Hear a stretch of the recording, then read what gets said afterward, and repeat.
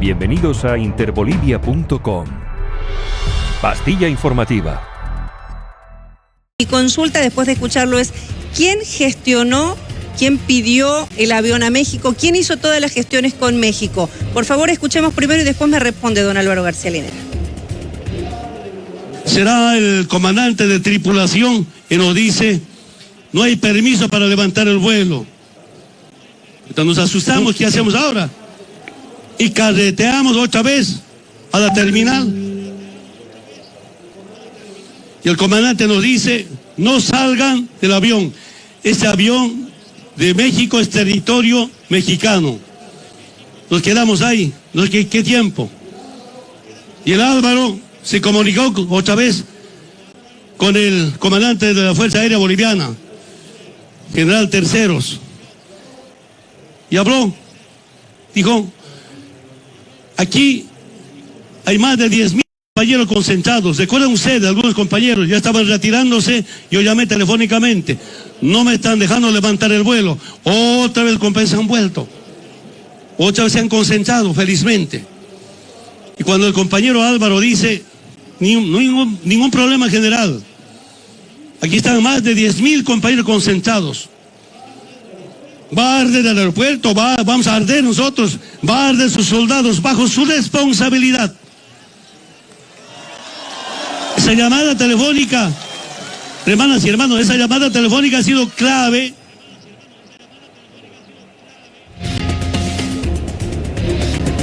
Esa es la llamada telefónica a la que usted hace referencia, Así es, Cecilia, Álvaro. y recomendar al deber que se saque la copia de CNN donde declaro yo, textualmente y con mucho más detenimiento, el mismo momento. Un video de CNN podría ser mejor para aclarar estos temas, pero lo he dicho hace más de un año, Cecilia, este mismo tema. Yo hablé y le dije, si no hay la autorización para que salgamos de Chimoré, muy probablemente todos, nosotros incluidos, y este avión va a arder, porque la gente estaba enardecida, protegiendo a su líder, a su caudillo. ¿Quién pidió el avión de México? ¿Quién gestionó el avión de México? ¿Quién hizo esta gestión? El canciller Pari fue el que hizo varias llamadas para acercarse a México. Y le cuento también algo que dije en CNN, y creo que no se ha oído acá. El embajador de Estados Unidos en la OEA le ofreció a nuestro embajador, Gringo González, un avión norteamericano que saldría de Colombia a recogernos. Y nos reímos, porque evidentemente ese avión norteamericano era para llevarnos a Evo y a mí seguramente a Guantánamo. Ellos eran parte de la tramoya también del golpe de Estado. No tanto la embajada, sino el Departamento de Estado que actuó directamente en coordinación acá con civiles y algunos militares. Álvaro, ¿cuándo decide renunciar usted? El mismo momento que Evo decide renunciar. De acuerdo a sus memorias, Evo Morales ya había pensado en la renuncia el sábado 9 de noviembre, de acuerdo a sus memorias. Sí, no nos comunica eso. Capaz lo pensó, pero a mí, ¿qué momento renuncia? Dice Evo que va a renunciar.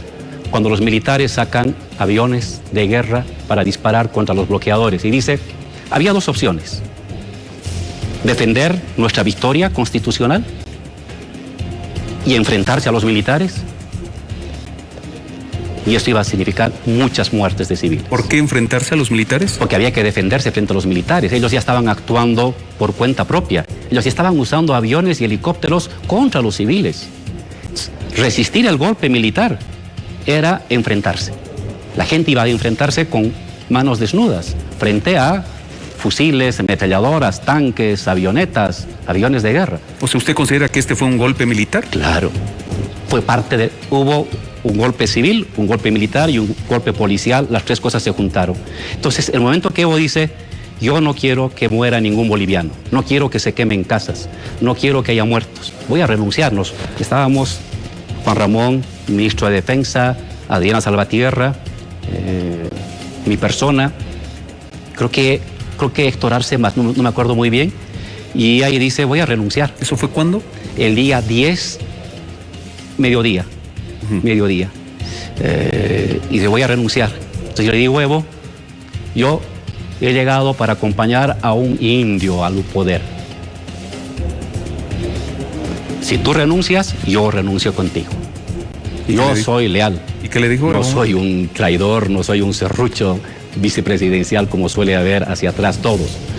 Y Evo me dijo, está bien, lo entendió. Y le dijimos a Adriana ese rato, Adriana, te va a tocar a vos asumir la responsabilidad. Y de hecho, si usted revisa mi carta de renuncia a la vicepresidencia, establezco que tiene que darse en cumplimiento del artículo 162 de la Constitución.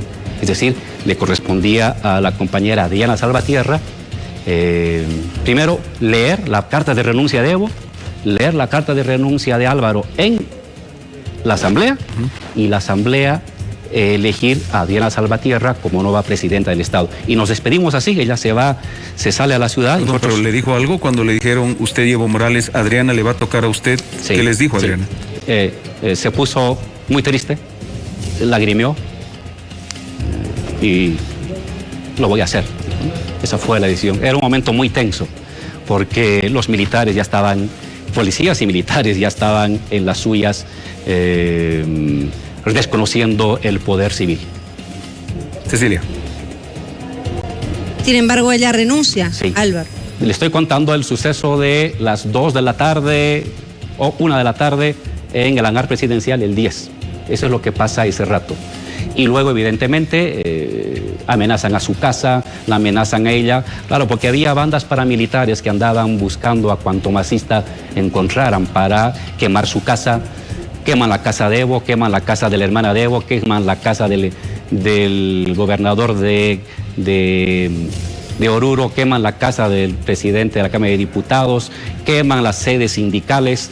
Había bandas paramilitares desaforadas persiguiendo masistas, y la instrucción era presionar para que no haya masista que pueda asumir la conducción del gobierno.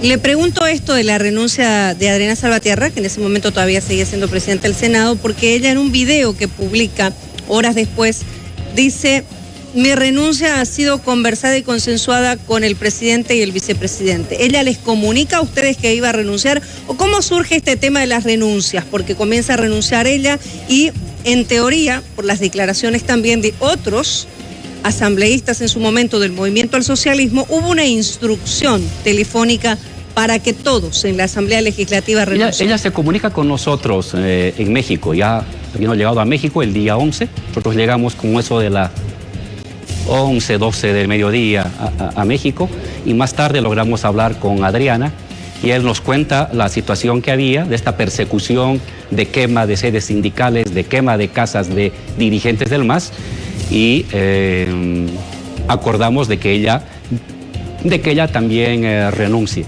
Y claro, la salida frente a la renuncia de Evo, de Álvaro, el presidente de la Cámara de Diputados, de Adriana Salvatierra, era, como dice la Constitución, que se reúna la Asamblea. Cecilia, aquí tengo la Constitución, el artículo 161. El artículo 161 dice: las cámaras en Asamblea Legislativa Plurinacional para ejercer las siguientes funciones, se reúnen para ejercer las siguientes funciones. 2. Recibir el juramento de la presidenta o del presidente del Estado y de la vicepresidenta y del vicepresidente del Estado. Admitir o negar la renuncia de la presidenta o del presidente del Estado. Había que cumplir esto. Esto se cumplió el año 2003 cuando Sánchez de Lozada renuncia. Esto se cumplió el año 2005 cuando Carlos Mesa renuncia. Esto no se cumplió el año 2019 cuando Evo, Álvaro y Adriana renuncian. Esto había que haber cumplido. Por eso hay golpe de Estado.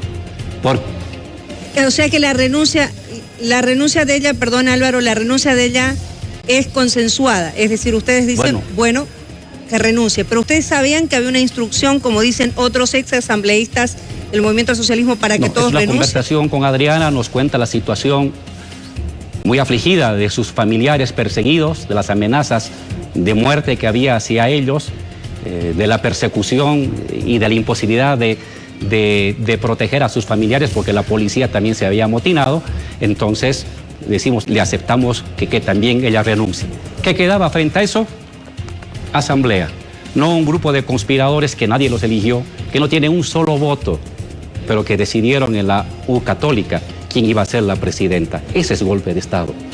Para que fuera transición constitucional, cumplimiento del artículo 161, segundo y tercer punto de las atribuciones de la Asamblea Constituyente. Entonces, ante la renuncia de Evo, Álvaro y de Adriana, tenía que haberse reunido la Asamblea. ¿Para qué?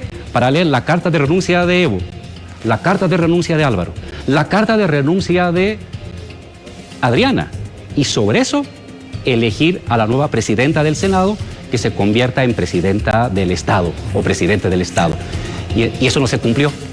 Eso no se cumplió. Álvaro, voy a ser un poquito más puntual en esta duda, que es, ¿ha habido en algún momento alguna instrucción suya o de Evo Morales a sus asambleístas en aquel entonces del MAS para que renuncien colectivamente? Solamente a Adriana Salvatierra. Ella nos contó, vuelvo a repetir, nos contó lo que estaba pasando con su familia y acordamos que también renuncie. Por lo tanto, el resto de la asamblea tenía que verse reunido para las sesiones correspondientes para elegir al nuevo presidente del Senado, presidente o presidenta, y ello inmediatamente presidenta del Estado. ¿Nunca les instruyeron políticamente, partidariamente, renunciar a todos colectivamente? Solamente a Adriana Salvatierra. Ajá. Bien, otra puntualización que quiero que no quede al aire. Cuando usted habla de que Evo Morales el domingo 10 de noviembre del año 2019 les comunica ya que va a renunciar y usted le dice que usted se va con él, va a renunciar con él, me dice aproximadamente 12:30, 1 de la tarde, más o menos. Aproximadamente. Sí, mediodía. Okay. Pasa que posteriormente a esa hora ha habido una reunión, y lo dijo la propia Adriana Salvatierra, entre Adriana Salvatierra, el ex ministro de Comunicación Manuel Canelas, Ricardo Paz y José Antonio Quiroga, donde ellos ya les comunican la decisión que había tomado Evo y comienzan esos acercamientos para ver salidas. 2, otra puntualización. Es decir, ¿cómo puede sugerir la renuncia un comandante de las Fuerzas Armadas cuando ya sabía que Evo Morales y usted ya habían tomado la decisión de renunciar? ¿De cómo sabía? Porque Terceros dice que llegó a esa reunión y les comunicó a su alto mando que Evo Morales ya había decidido renunciar. Eso lo dice en su declaración. Parte de las, ahora, décima falsedad del señor Tercero. Nadie se enteró. Renuncia él, nos reunimos y después de la decisión de que va a renunciar, buscamos el avión. Eso fue. ¿Nunca le comunicaron a Calimán? No se comunicó a Calimán ninguna renuncia. No tenía por qué saber Calimán. Y por eso dicen los coroneles que hay que citarlos a la fiscalía, deliberan los 5 comandantes para redactar los 5, no solamente Calimán, los 5, incluidos Terceros, que ahora se está lavando las manos. Los 5 redactan 4 borradores, vuelven a corregir y recién leen el comunicado pidiendo la renuncia de Evo. Así fueron las circunstancias. Entonces, los militares primero desconocen el poder civil porque sacan aviones artillados. Ahí comienza el golpe de Estado, cuando sacan aviones militares sin autorización del presidente Evo y del ministro de Defensa y disparan.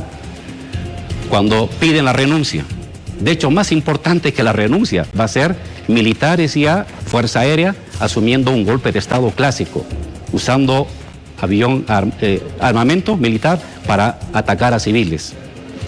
Y esa es la parte militar del golpe. La parte policial, el amotinamiento desde el día viernes. La policía desconoce al mando civil. Los militares desconocen al mando civil. Y un grupo de amigos que no tenían un solo voto, que nadie los eligió, embajador de Brasil, el embajador de España, la conferencia episcopal, que nadie los elige, el señor Paz, que nadie lo eligió, deciden que va a ser Áñez la presidenta, y el comandante Tercero reconoce que ya sabía que iba a ser Áñez. El día 10, a las 8 de la noche, en su declaración, dice, la presidenta del Senado. ¿Qué presidenta del Senado? ¿Quién dijo que era presidente del Senado? Es decir, ya había una trama conspirativa de jerarcas de la iglesia, civiles que habían perdido las elecciones, militares y policías, para sacar al indio, para sacar al indígena del Palacio de Gobierno. Cecilia. Álvaro, entonces, bajo esta lógica, ¿cómo es posible que el mismo 10 entonces Adriana Salvatierra, el exministro Canelas y otros líderes, bueno, no líderes, sino encargados políticos, porque en realidad no estaban las cabezas de los partidos políticos, sino estaban, como mencionaba Juan Carlos, se hubiesen reunido después de mediodía? ¿Cuál es el problema? Pueden reunirse. Por supuesto que pueden reunirse. Y quizás han tenido otras reuniones y quizás han reunido con sus familiares. ¿Cuál es el problema? El problema es cuando otras personas, donde no había una sola persona del MAS, no había un solo representante de partidos políticos, le llaman, está en el documento de la iglesia, Cecilia, no me estoy yo inventando, la iglesia dice en la página 9 de su documento que estos conspiradores, que nadie los eligió, la llaman a la señora Áñez para decirle, ¿puede ser presidenta de la República? ¿Quién les ha autorizado? Eso puede hacer la Asamblea. Entiendo Cecilia, su punto cuando usted dice que no. Cura, no que no un hay embajador problema. Extranjero. Entiendo su punto cuando usted dice que no hay. Cuando usted dice que no hay problema que ellos se reúnan. Obviamente que no hay problemas que se reúnan. Pero en estas circunstancias eran otros los motivos de este tipo de reuniones. Y estas reuniones fueron para buscarle una salida política a la situación que se estaba dando en ese momento en el país. Por eso es mi consulta.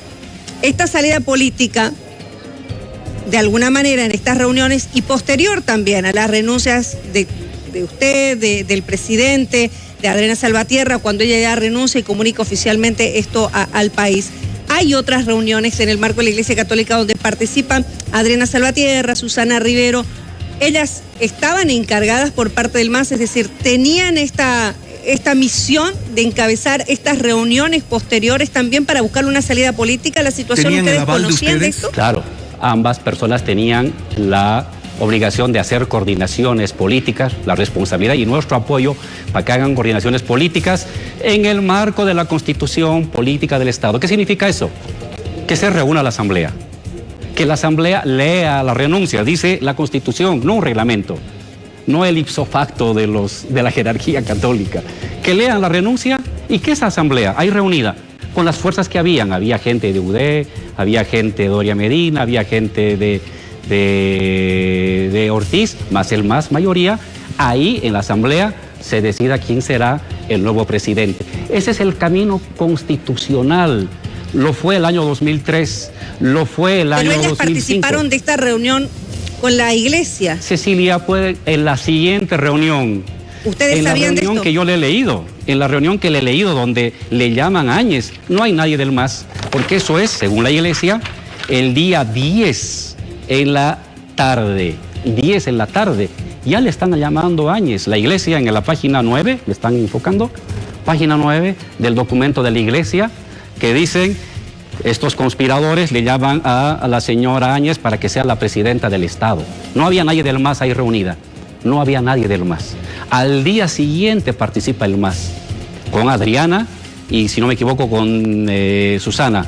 ¿Y con el aval de ustedes, Álvaro, o no? Sí, por supuesto. Pero esta reunión, donde ya dicen quién es la presidenta, no hay nadie del MAS. Es la iglesia, los embajadores y unos civiles que no han tenido un solo voto en ninguna elección, que deciden quién va a ser la presidenta. Hablando de esas renuncias y esas reuniones, me permito una vez más remitirme a las declaraciones del general Terceros, que asegura que en una reunión con el exministro de Defensa, Javier Zabaleta, le dijo textualmente que todos habían renunciado, prepárese al general Calimán, le dijo, prepárese, usted puede ser el próximo presidente. Bueno, yo no estaba en esas reuniones. Ajá.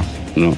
Y por las mentiras que le he leído, más una que usted ha aumentado, y Cecilia, todo lo del documento del señor Terceros no es creíble. Entonces, sí, habría que preguntar al señor Zabaleta si eso es cierto, ¿no? Yo no tengo ninguna información, porque nosotros estábamos en pleno vuelo hacia México. Álvaro, una puntualización. Y hablando, sí, hablando Cecilia, de renuncia. Sí. Sí, perdón, Juan Carlos, adelante. Adelante, Cecilia.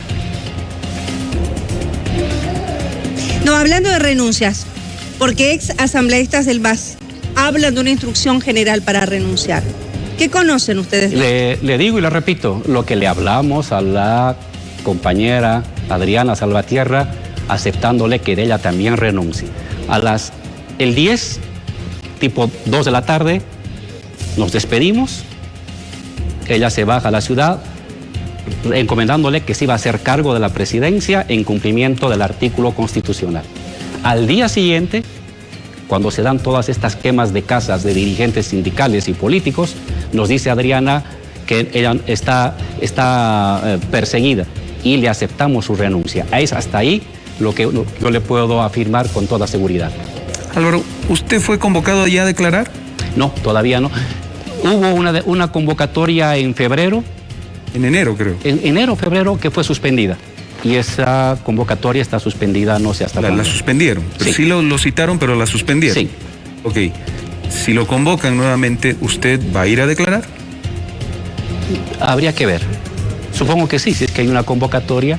No sé si corresponde legalmente. ¿Por qué no correspondería? No sé, habrá que ver con el abogado, pero las cosas que acabo de comentar aquí las puedo comentar con todo el mundo. Es decir, usted no tendría ningún problema en No asistir tendría al ningún Ministerio problema, Público. por supuesto. Ajá. Quería hacer una puntualización simplemente.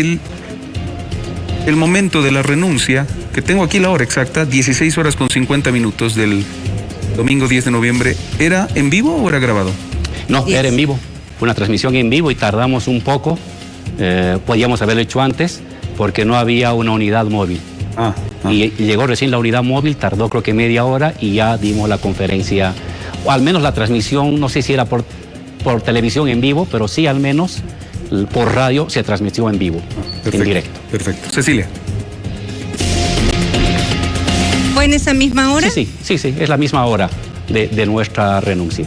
Y usted puede fijarse la luz de la tarde y hay filmaciones, hay grabaciones de otros compañeros alrededor oyendo nuestra declaración. Hace minutos le preguntaba a Juan Carlos si es convocado, que usted analizara, nos dice obviamente y está dispuesto a hacer todo lo que dijo aquí, volver a declarar. ¿Usted sabe si Evo Morales estaría dispuesto a declarar si es convocado?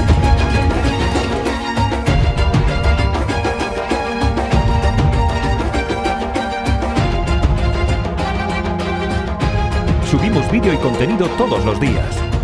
Suscríbete a nuestro canal y no olvides activar la campanita para que te llegue todas las notificaciones.